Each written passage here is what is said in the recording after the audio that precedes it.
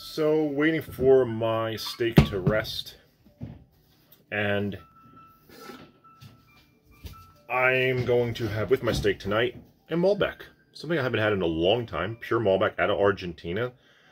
So from Catena, and this is Catena Zapata Malbec 2015. So a little bit of age on it. Lately, I've been really on this kick of drinking some aged wine, even far more aged than this. Beautiful bottle, a little busy, but really a nice looking bottle, even though it is busy. So one of the great producers of wine in Argentina, and I've been decanting it for a little while, I think about an hour, so we'll see how it is. I don't drink as much Malbec as I once did. I think high-end Malbecs are fantastic. I think the lower priced Malbecs aren't as amazing anymore, but I do like some. Caken's Ultra, I think, is a great sub $20 Malbec if you're looking for a Malbec. So this looks extremely dark.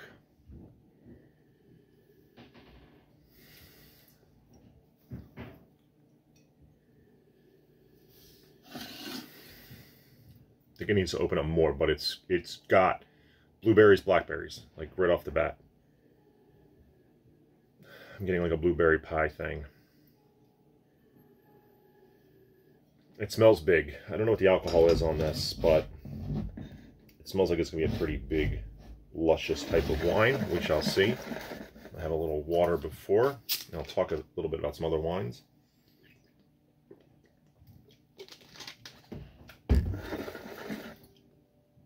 But this is definitely cassis, blackberry, blueberry. I often get in good Malbecs blueberry, which I do like.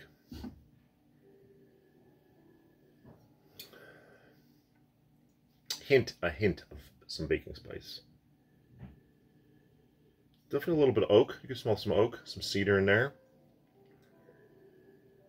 Slightest hint of vanilla, maybe.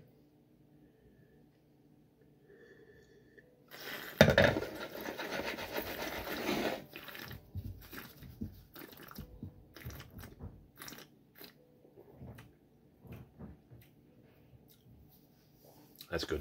That's a good one. It's delicious. It's got the delicious factor. Mouth coating, good silky tannins. Tannins are there, but they're not so grippy and so mouth drying. It's got good acidity. My mouth's still watering. Long length. This is a great wine.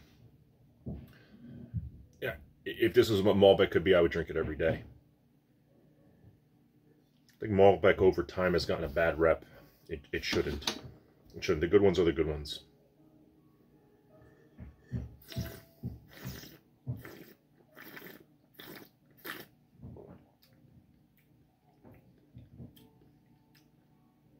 Everything on the nose is on the palate, and there's even more depth on the palate. God, it's really delicious. So, like a red raspberry puree, like the black raspberry puree, just a little bit. A lot of blueberry still, mulled blueberry.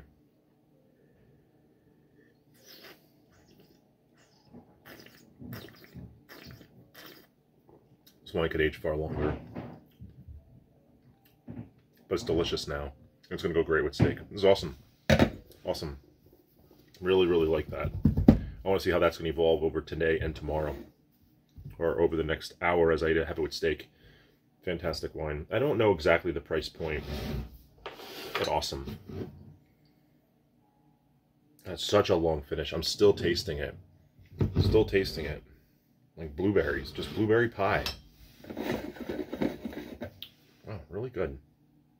And it smells like it's going to be a little hot, but on the palate it's not. It's in balance. Absolutely in balance.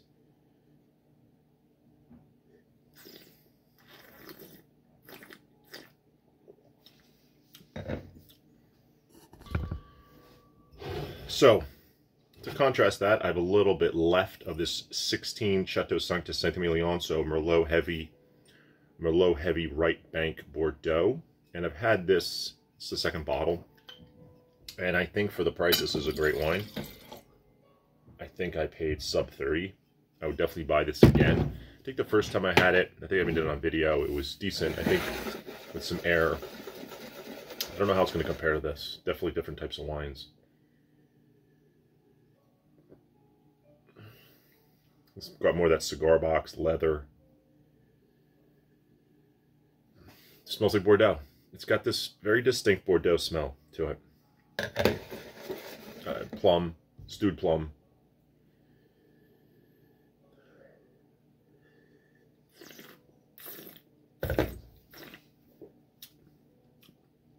More like drying tannins, a little more astringent. This has got silkier tannins. This has some more non-fruit flavors and aromas. This has got definitely in the camp of more big unctuous fruit, but with class for sure, and in great balance. So, again, I don't know the price of this, and that's just unfortunate, but great wines, great little contrast for sure. I do want to finish this one off tonight. Just some other wines I've had in the last, say, week, worth noting. That Juggernaut, that wine at sub $20 cab is, I keep saying I want to hate it, and I just can't. I have to sort of recommend it as a decent sub $20 bottle. It's probably better than CS, I think. CS is 12, 13, this is 16, 17, so a few extra bucks. Juggernaut's not bad. I had an Obsidian Estate cab in 2019. Very good, way too young, definitely needs more time. The Sancta 16 I just talked about. I had a Muga Selection Especial 2016. What can you say? That is, for $45, that's one of the best $45 wines. I absolutely love that Rioja and that producer and that specific one. The Reserve is great at $28.30, but at $45, a little under that, the Muga Selection Especial is unbelievably good to me. I had the Iskra 16, so it was a Montepulciano d'Abruzzo. Very, very good wine, and again, sub $30. Sheldrake, so I had a Sheldrake 07 cab. Amazing. All those years from a Finger Lakes producer, winery, 07 vintage with all that age on it. It was still so good. So good. Absolutely loved it. And like I said, when I went to Finger Lakes, I just thought it'd be all acid, all Riesling. And yes, the reds do have a good acidity, but good acidity allows for ageability. And this cab is unbelievably good. I had an Obsidian Ridge Pet Knot made out of Pinot Noir, which was actually a nice Pet Knot.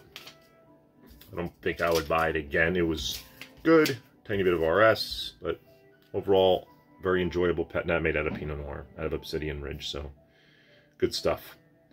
It's about 8 minutes in. Got about another minute, I'd say, of let's do the wines one more time. Go enjoy it with the steak. This makes me want to... I had a malbec from Catena not that long ago. I think it was Adriana Vineyard. And it was amazing. Probably one of the best malbecs I've ever had. And it just reminded me of Bordeaux. Like, I wouldn't have even realized it was a Malbec. And there might have been other stuff in it, but I think it was primarily Malbec, but it was fantastic. I mean, it was definitely up there in price. But it had this very Bordeaux-esque quality. Like, it was trying to be a Bordeaux, and it was doing it successfully out of Argentina. It was phenomenal. This is different stylistically than that, but this is awesome in its own right. And this is probably doing exactly what it needs to do, and this can go much longer. It's opening up even more now. This is terrific. I don't think I would ever be able to guess this is Malbec. Then that's not a dig on Malbec or a dig on this wine at all. It's just, I don't drink enough of them, and I don't know, you know, in the lower price range, it's like the lower Cabernet range of Napa. They're just really bad. I think the very low range of Malbecs aren't great. Nice one I mentioned, the Kaiken Ultra is pretty good.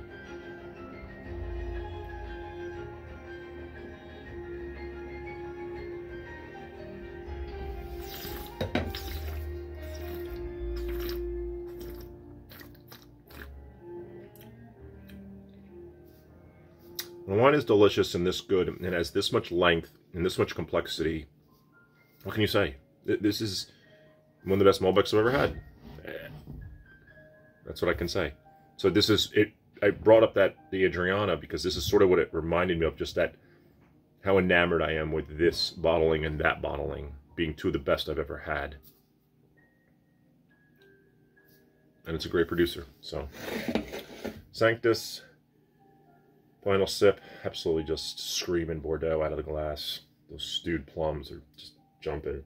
Stewed plums, and then that saddlewood leather cigar box. This is a 15 out of Argentina. This is a 16. So really been digging just aging, drinking some old wines, and I want to do that more. Just I don't have a lot of the real estate to do that with wine fridges and maybe the capital as well, but either way. So that's it. Great wines. Drinking a lot of great wines recently, and wanted to share that. First malbec in a while. Not regretting it. Absolutely fantastic. Probably give it a 5 out of 5. For malbec, you know, when I put this into Vivino, it's gonna be 5 out of 5. The Sanctus is like a, it was like a 4 when I first had it. It's kind of between a 4 and a, you know, 4.5. I don't like doing the 4.25, although, or 4.2. They added those little 0.2, 0.3, 0.4 in Vivino, but I don't need to get that granular. It's probably just gonna stay as a 4 out of 5. It's great. It's great though. That's it. Have a good night.